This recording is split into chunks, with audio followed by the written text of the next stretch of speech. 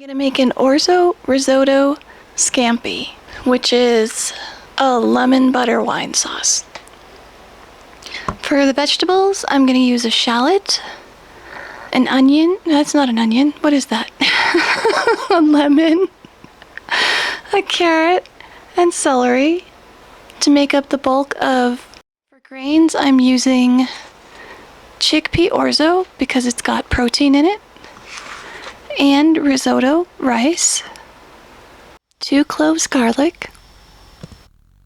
You'll need a little bit of white wine, butter, chicken stock, and then I'm also adding in canned chickpeas. If you don't want to use a shallot, you don't have to. You can use any type of onion that you want. I just happen to be on a kind of a shallot kick right now, so whenever an onion is called for, I use a shallot. For the shallot, I'm going to cut it into the tiniest pieces possible,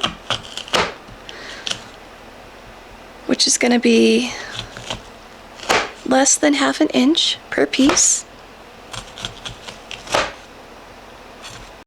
For the other vegetables, I'm going to be chopping them up with a food processor for the carrot and the celery.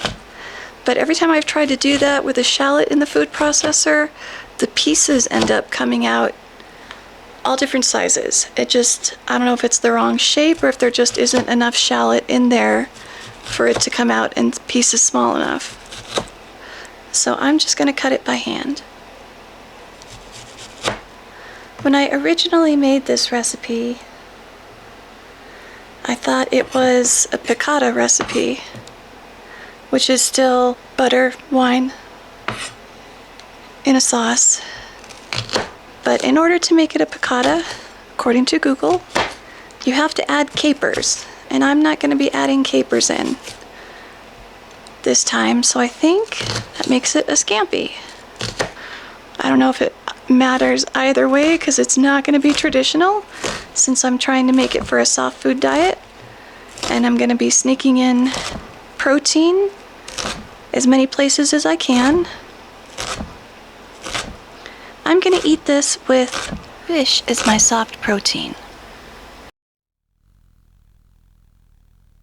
I'm going to cut the celery and the carrot into 1 to 2 inch pieces and then put them together into the food processor and blitz them until the pieces are really tiny.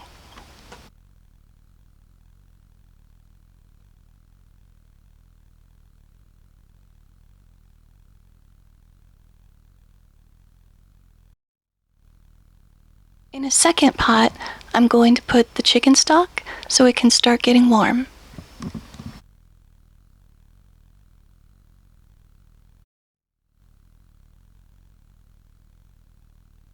I've melted 2 tablespoons of butter. Now I'm going to add the shallot.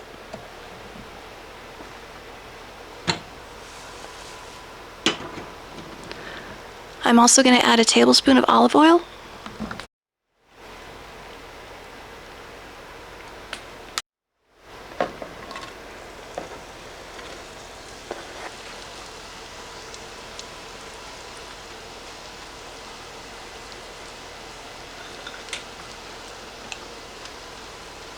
And I'm going to add a ½ teaspoon of salt. Salt will help draw the water out of the shallot. I'm going to put the carrot and the celery into the food processor and blitz them till the pieces are really tiny. After a couple minutes, I'm going to add in the carrot and celery so they have some time to cook. And when I add in the carrot and celery, I'm going to add in another ½ teaspoon of salt.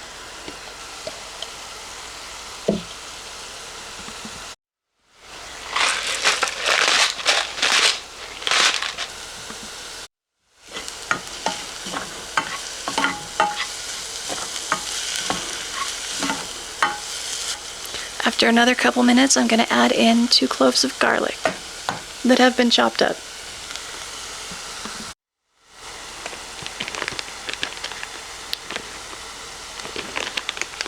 Once the garlic becomes fragrant, which is when you can start smelling it throughout the room, I'm going to add in a 1/4 cup of the chickpea orzo and a 1/4 cup of the risotto. This is the risotto, and you want it to toast in the butter.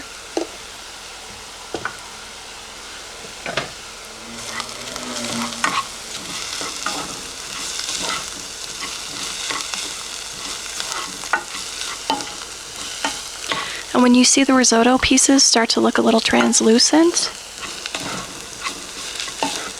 add in the orzo, and the next ingredient will be the wine. It's going to be completely translucent. You can still see the white pieces in the mixture.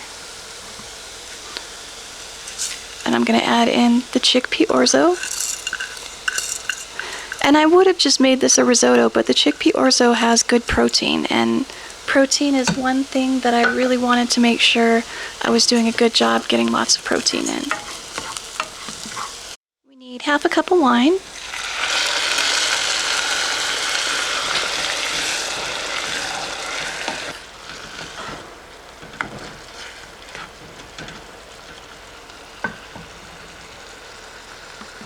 You want the wine to cook for a few minutes so that the alcohol boils off. Now I'm going to pour in a ladleful of chicken stock. I'm going to take the lid to the pot, and I'm going to let it cook together for about 5 minutes, or until the risotto and the orzo have absorbed the chicken stock.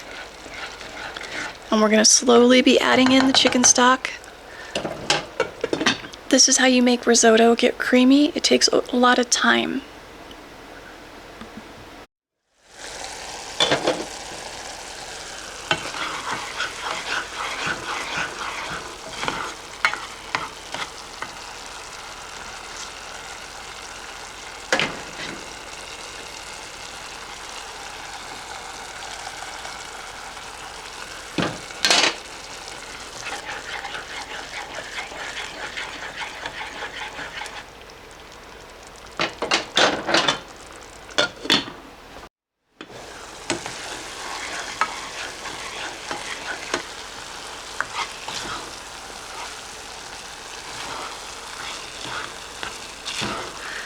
When all the stock has mostly been absorbed, add another ladleful.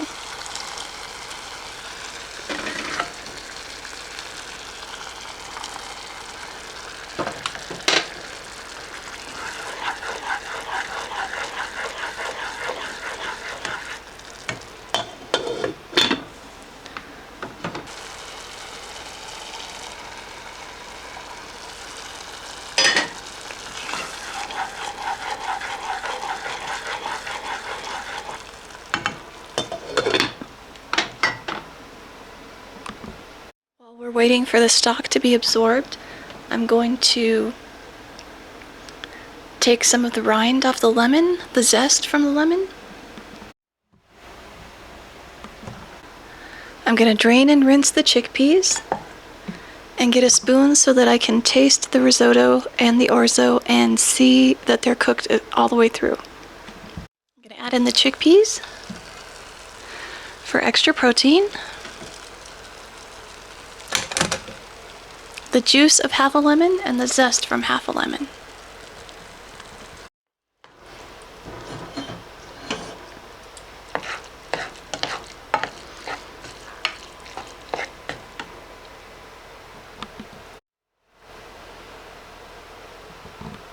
If you don't have a lemon, just use 2 tablespoons of lemon juice. And then with this, I'm going to cook a piece of fish using the same scampi type recipe with butter, lemon juice, shallot, and garlic. And then I'm going to put this in the bottom of a pan and the piece of fish on top.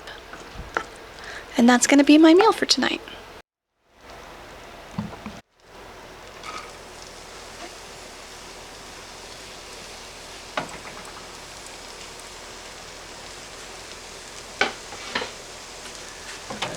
Add some salt on top of the shallot.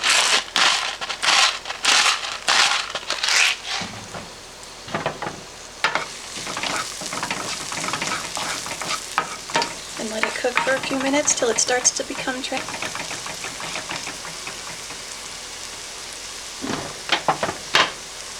a couple minutes, I'm going to add in the garlic.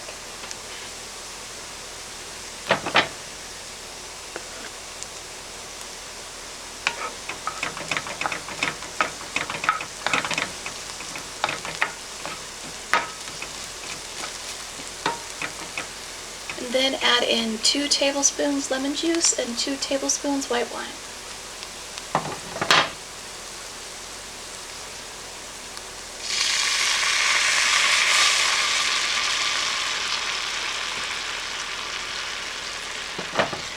I'm also going to add in the lemon zest.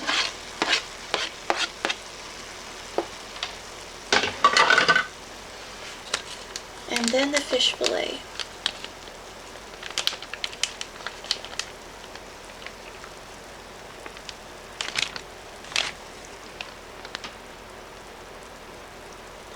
And I'm looking for the fish fillet to start turning white. To show that it's cooked, it'll start turning white on the side, touching the pan, and then I'll flip it over and cook the other side. It shouldn't take more than 5 minutes.